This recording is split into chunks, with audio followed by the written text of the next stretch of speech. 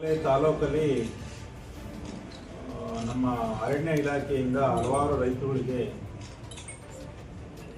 ಈ ಒತ್ತುವರಿ ಮಾಡಿದ್ದೀರಾ ಅಂತ ಹೇಳ್ಬಿಟ್ಟು ತೆರವು ನೋಟಿಸ್ ಕೊಡ್ತಾ ಇದ್ದಾರೆ.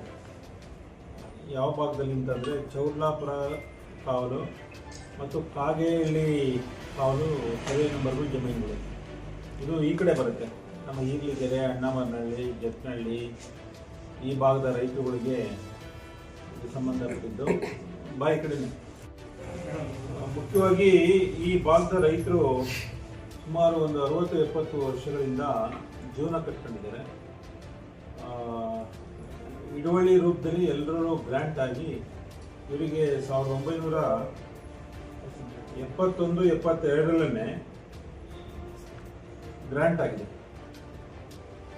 ಗ್ರಾಂಟ್ ಆಗಿರೋ ಜಮೀನುಗಳ ಏನು ಸರ್ಟಿಫೈಡ್ ಕಾಪಿಗಳಿದೆ ಎಲ್ಲರೂ ಇದೆ. ಸರ್ಕಾರ ಇದು ಗ್ರಾಂಟ್ ಮಾಡಿ ಅವ್ರಿಗೆ ಏನೆಲ್ಲ ಕಂದಾಯ ದಾಖಲಾತಿಗಳು ಮಾಡಿಕೊಡ್ಬೇಕು. ಸರ್ಕಾರದ ವತಿಯಿಂದಲೇ ತಹಸೀಲ್ದಾರು ಅವರ ಆದೇಶದ ಮೇರೆಗೆ ಅವಾಗಿನ ಏನು ನಮ್ಮ ಶಾಸಕರಿದ್ದು ಕಮಿಟಿ ಇತ್ತು ಅವರ ಅಪ್ರೂವಲ್ ಮೇರೆಗೆ ಮಂಜಣ್ಣ ಅವರ ಕಾಲದಲ್ಲಿ ಇದು ಏನೆಲ್ಲ ಭೂಮಿ ಇದ್ದರಿಗೆ ಭೂಮಿ ಕೂಡ ಒಂದು ಅವಕಾಶಗಳಿತ್ತು. ಸರ್ಕಾರದ ಮುಖಾಂತರ ಅವತ್ತು ಈ LNDSR ನಂಬರ್ ಇದೆ 4271 4278 130 ಜನಕ್ಕೆ ಜಮೀನಿಂದರಿಗೆ ಈ ಸರ್ಕಾರಿ ಒಂದು ಗೋಮಾಳ ಏನು ಇವತ್ತು ಫಾರೆಸ್ಟ್ ನಮ್ಮದು ಅಂತ ಕ್ಲೇಮ್ ಮಾಡ್ತಿದ್ದಾರೆ, ಆ ಸರ್ಕಾರಿ ಜಾಗದಲ್ಲಿ ರೈತರುಗಳಿಗೆ ಇದು ಗ್ರ್ಯಾಂಟ್ ಮಾಡ್ಕೊಟ್ಟಿರೋದು. ನೋಟಿಸ್ ಕೊಡಲ್ಲ. ಈಗಿರೋ ರೋಡ್ಗಳೆಲ್ಲ ಎಷ್ಟು ಅವ್ಯವಸ್ಥೆ ಇದ್ದಾಗಿದ್ದಾಗ ಅಲ್ಲಿ ಯಾರು ಗಣಿಗಾರಿಕೆ ಮಾತಾಡೋರಿಲ್ಲ. ಪಾಪ ರೈತರು, ನಿಜವಾದ ರೈತರು ಯಾರು ಜೀವನ ಕಟ್ಕೊಂಡಿದ್ದಾರೆ ಅವ್ರಿಗೆ ನೋಟಿಸ್ ಕೊಟ್ಟು ಅವ್ರನ್ನ ಒಪ್ಪಿಸಂತ ಮಾಡೋ ಕೆಲಸ ಸರಿ ಇಲ್ಲ. ದಯಮಾಡಿ ಇದೊಂದು ಎಚ್ಚರಿಕೆ ನಾವು ಕೊಡ್ತಾ ಇದ್ದೀವಿ.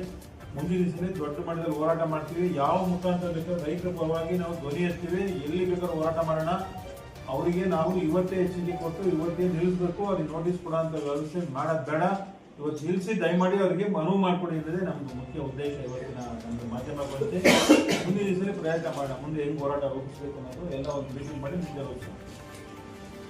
ತಿಪಟೂರು ರೈತರನ್ನು ಬಲವಂತವಾಗಿ ಒಕ್ಕಲೆಬ್ಬಿಸುವ ಯತ್ನ ಮಾಡಿದರೆ ಉಗ್ರ ಹೋರಾಟ.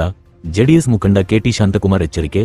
ನಗರದ ತಮ್ಮ ಕಾರ್ಯಾಲಯದಲ್ಲಿ ಪತ್ರಿಕಾಗೋಷ್ಠಿಯನ್ನು ಉದ್ದೇಶಿಸಿ ಮಾತನಾಡಿದ ಅವರು, ಈ ಹಿಂದೆ ಮೈಸೂರು ಸಂಸ್ಥಾನದಲ್ಲಿ ಕಾಗೇಹಳ್ಳ ಕಾವಲ್ ಸರ್ವೆ ನಂಬರ್ 1 ಹಾಗೂ ಚೌಡ್ಲಾಪುರ ಅರಣ್ಯದ ಸರ್ವೆ ನಂಬರ್ 15ರಲ್ಲಿ ಅರಣ್ಯ ಭೂಮಿಯನ್ನು 1963ರಿಂದ 64ರಲ್ಲಿ ರಾಜ್ಯ ಸರ್ಕಾರವು ಬಡವರಿಗೋಸ್ಕರ, ದೀನದಲಿತರಿಗೆ, ಯೋಧರಿಗೆ ಭೂಮಿಯನ್ನು ಪುನಃ ಮಂಜೂರು ಮಾಡಿದ್ದು, ಇದೀಗ 60 ವರ್ಷಗಳ ನಂತರ ಈ ಭೂಮಿ ನಮಗೆ ಸೇರಿದ್ದು ಎಂದು ರೈತ